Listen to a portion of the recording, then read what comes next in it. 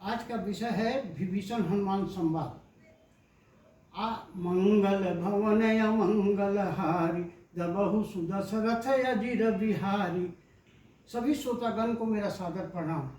आज हम लोग सुंदरकांड के दोहा नंबर 6, दोहा नंबर 7 और दोहा नंबर 8 पर चर्चा करेंगे, जो विभीषण हनुमान संवाद पर ही आधारित है। जब हनुमान जी विप्र रूप धरकर विभीषण के यहाँ गए और आवाज लगाए, तो विभीषण जी उठकर आए, सर्वप्रथम प्रणाम किए और कुशलाई पूछे। विप्र रूप धरि बचन सुनाए, सुनत विभीषण उठिता आए। करी प्रणाम पूछी कुशलाई, विप्र कहो मुझ कथा बुझाई। हे विप्रदेव, आप अपनी कथा समझाकर कहिए।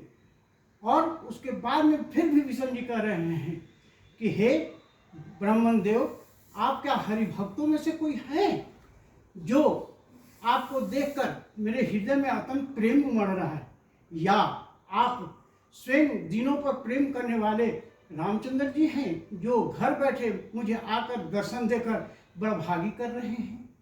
आप दोनों में से कौन हैं? तब हनुमान जी रामचंद्र जी की सारी कथा कहकर अपना नाम बताया। तब हनुमंत कही सब राम कथा निज नाम, सुनत जुगल तत्पुरत मना, मगन सुमरी गुण ग्राम। हम राम जी की कथा सुनते ही दोनों के शरीर पुलकित हो गए और मन आनंद से मग्न हो गए। तब विभीषण जी कह रहे हैं कि हे हनुमान, मेरी रहनी सुनो। मैं उसी प्रकार यहाँ रहता हूँ जिस प्रकार दांतों के बीच में जीभ रहती है। क्या और राक्षस शरीर होने के कारण कोई साधन नहीं है, और ना ही श्री रामचंद्र जी की चरण कमलों में मन में प्रेम ही है। तो क्या अनाथ जानकर प्रभु मुझे कृपा करेंगे?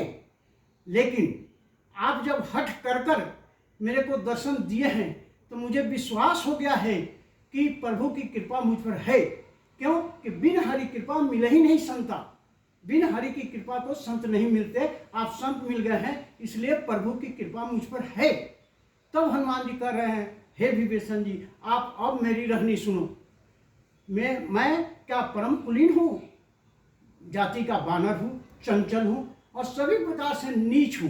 क्यों कि हम लोगों का नाम जो सुबह में कोई ले ले तो उसे दिन भर भोजन तक ना मिले। प्रातः काल जो ले नाम हमारा, तही दिन ताहि न मिले ही आहारा। इस प्रकार से अहम नीच हूँ, फिर भी प्रभु की रीति सेवक पर हमेशा प्रीति रहती है। प्रभु हमेशा कृपा करते हैं, उसी प्रकार मेरे पर भी प्रभु की कृपा है। असमय अधम सखा सुनू, मुनि पर प्रभु रघुवीर, सुनी कृपा सुमरी गुना, भरे विलोचन नीर।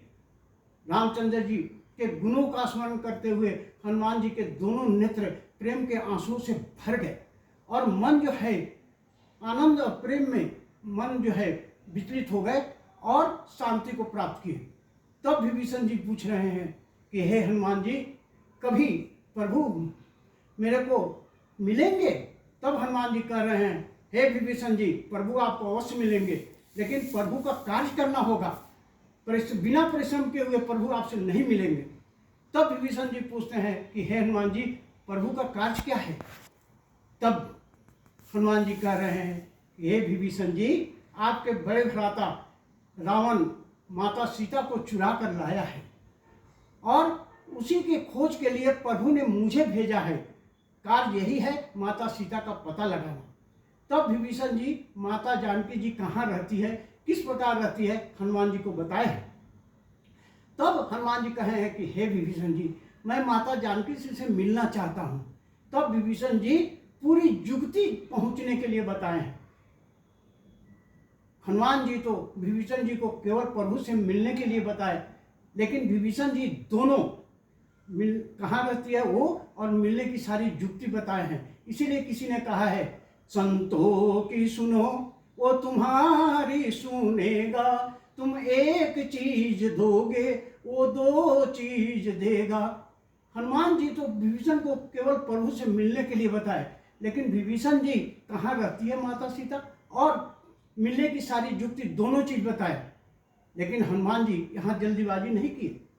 हनुमान जी समझ गए कि जल्दीबाजी का काम शैतान का होता है, और हड़बड़ी के ब्याह में माथे का सिंदूर कनपट्टी में लग जाता है, अर्थात कार्य व्यर्थ हो जाता है।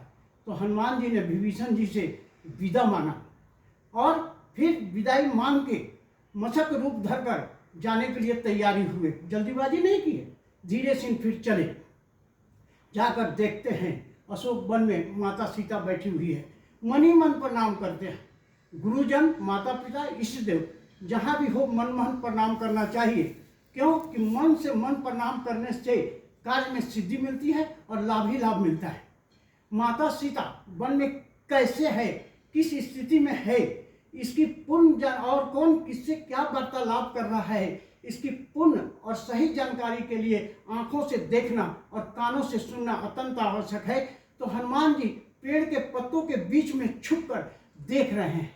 क्या देख रहे हैं कि माता सीता बैठी हुई है, पतली दुबली हो गई है, सर पर एक जटा है और नेत्र जो है चरणों में ही निहित है।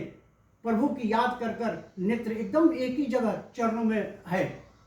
निज पद नयन लिए मना, राम पद कमल लीन, परम दुखी भा पवन सुता, देख जानकी दीन। इस प्रकार के जानकी को देखकर हनुमान जी बहुत दुखी हुए और दुखी होके तरु पल्लव में विचार कर रहे हैं। तरु पल्लव महारहा लुकाई, करई विचार करई का भाई। विचार कर रहे हैं कि अब क्या करें, कैसे जानकी जी से मिलें और किस प्रकार ये मुद्रिका दें। इसके लिए सही समय और सही स्थिति का हनुमान जी वहाँ इंतजार कर रहे हैं और विचार भी कर रहे हैं। अब मैं आप लोगों के मंगल कामना हेतु प्रभु से प्रार्थना करते हुए अपनी वाणी को यहीं विराम देता हूँ। आगे की कथा में रावण जानकी संवाद, त्रिजटा जानकी संवाद और हनुमान और जानकी संवाद पर चर्चा करेंगे। जय श्री राम, जय जय राम, श्री राम जय राम, जय जय राम, जय जय विघ्न हरण हनुमान, श्री राम जय राम, जय जय राम। बोलो बालाजी महाराज की जय।